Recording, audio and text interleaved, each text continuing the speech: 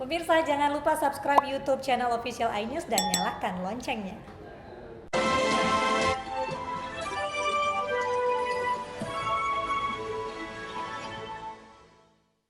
Badan Keamanan Laut menggagalkan tindak pencurian ikan yang dilakukan kapal asing berbendera Vietnam di perairan Natuna. Bakaula menangkap 6 ABK kapal asing dan ikan seberat 25 kg.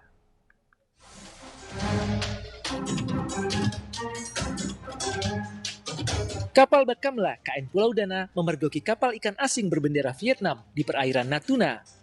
Kapal hendak melancarkan aksinya untuk mencuri ikan di wilayah yurisdiksi Indonesia.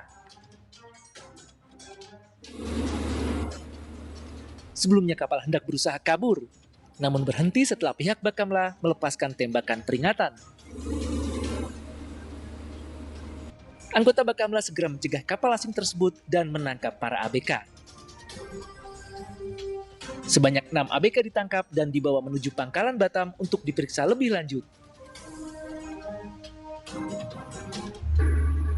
Yang ditangkap oleh KN Pulau Dana sedang akan melaksanakan pengambilan ikan di wilayah perairan Indonesia. Kapal ikan tersebut dengan nama BD 31185TS masuk di perairan landas kontinen Indonesia sejauh 8 nautical mile. Selain menangkap 6 ABK dan kapal berbendera Vietnam, Bakamla juga mengamankan tangkapan ikan seberat 25 kg serta bongkahan es batu.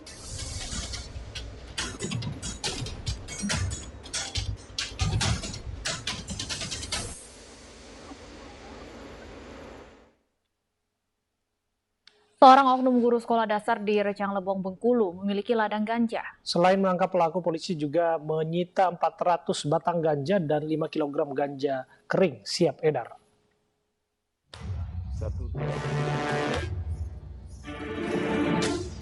Tanaman ganja milik BH, guru sekolah dasar berstatus aparatur sipil negara ini, satu persatu dicabut polisi. Pengungkapan ladang ganja yang ditanam di sela-sela tanaman cabai ini setelah polisi mendapat informasi dari masyarakat. Dari penggerebekan, polisi menyita 400 tanaman ganja yang berusia 1 tahun serta 5 kg ganja kering siap edar. Polisi juga berhasil membekuk tersangka BH saat berjaga di pondok kebun miliknya. Kepada polisi, tersangka mengaku telah 1 tahun menanam ganja dan telah 2 kali panen. Ia tergiur menanam ganja karena keuntungannya yang cukup besar. Dan kita mengamankan saudara BH. Saudara BH ini salah satu ASN yang mengajar di sini, yaitu guru SD salah satu di Rejang Lebong. Ada sekitar 400 batang. Sekitar 400 batang kita amankan. Ini ada yang sudah setahun, ada yang baru beberapa bulan. Ironisnya, ladang ganja berada hanya beberapa ratus meter dari SD negeri tempat tersangka mengajar. Tersangka saat ini sudah ditahan di Polres Rejang Lebong dan masih menjalani pemeriksaan lebih lanjut. Dari Rejang Lebong, Bengkulu, Endro Dwirawan, iNews melaporkan.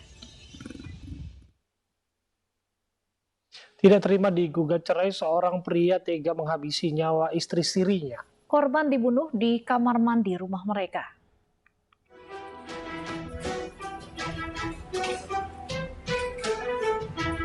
Kasus pembunuhan wanita paruh baya inisial J yang jasadnya ditemukan dalam bak mandi rumahnya di Jalan Pembangunan Kecamatan Sunggal, Medan, Sumatera Utara pada Sabtu lalu akhirnya terungkap. Pelaku pembunuhan tidak lain adalah suaminya sendiri berinisial S. Pelaku ditangkap tim Booster Polsek Medan Sunggal di tempat persembunyiannya di Provinsi Aceh sehari setelah peristiwa pembunuhan. Petugas terpaksa menembak kedua kaki korban karena berusaha melarikan diri saat akan ditangkap. Kepada petugas, tersangka mengakui perbuatannya menghabisi nyawa istrinya karena kesal digugat cerai korban. Pelaku juga ingin menguasai harta korban.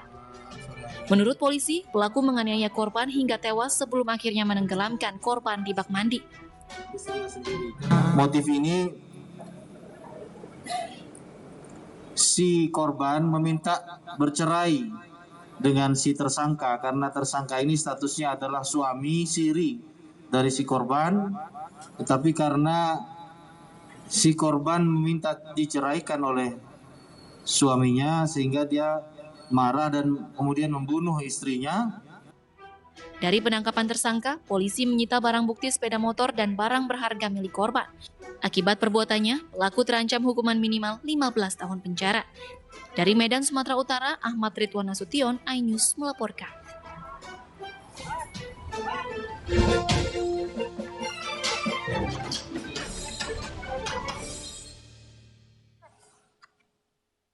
Pemirsa, pemerintah resmi meluncurkan program Kartu Prakerja bagi para pelaku parekraf guna membangkitkan semangat agar tetap berkarya di tengah pandemi COVID-19. Program Kartu Prakerja ini diluncurkan di Danau Toba untuk pelaku parekraf di 5 destinasi super prioritas.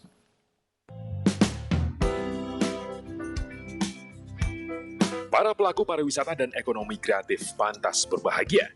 Di tengah upaya membangkitkan kembali sektor pariwisata, pemerintah meluncurkan program Kartu Prakerja bagi para pelaku parekraf. Diluncurkan di destinasi super prioritas Danau Toba. Program ini tidak hanya memberikan pelatihan dan insentif, tetapi dapat membuka peluang lapangan pekerjaan lebih luas. Saya dan Ibu Ses sangat mengapresiasi. Ini program prakerja yang di-launching di 5 destinasi super prioritas dan kita kick off di Danau Toba ini membangkitkan harapan, membangkitkan semangat, memupuk motivasi agar masa depan kita di tengah pandemi ini semakin cerah untuk kebangkitan dan kepulihan sektor pariwisata dan ekonomi kreatif. Program Kartu Prakerja ini disambut positif para pelaku pariwisata dan ekonomi kreatif di kawasan Danau Toba. Mereka mengaku optimis dapat kembali bangkit mengembangkan usahanya setelah 1 tahun lebih diterpa badai pandemi COVID-19. Tadi saya sudah lihat pelatihannya, mungkin pelatihan fotografi atau barista. Mungkin bagian IT atau cooking lah. Kementerian Pariwisata dan Ekonomi Kreatif pun menargetkan setidaknya 20-25% dari seluruh pelaku parekraf yang ada di tanah air dapat segera menerima manfaat program Kartu Prakerja. Tim Liputan iNews melaporkan.